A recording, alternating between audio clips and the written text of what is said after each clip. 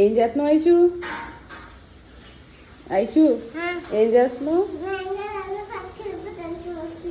ఏంటి? సరిగ్గా చెప్పు.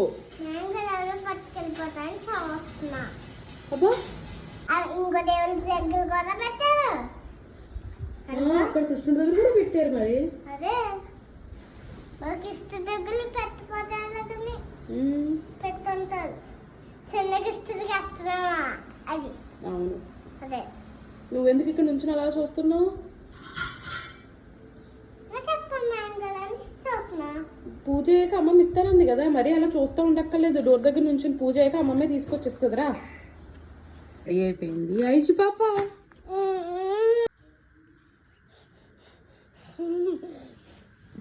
హ్యాపీ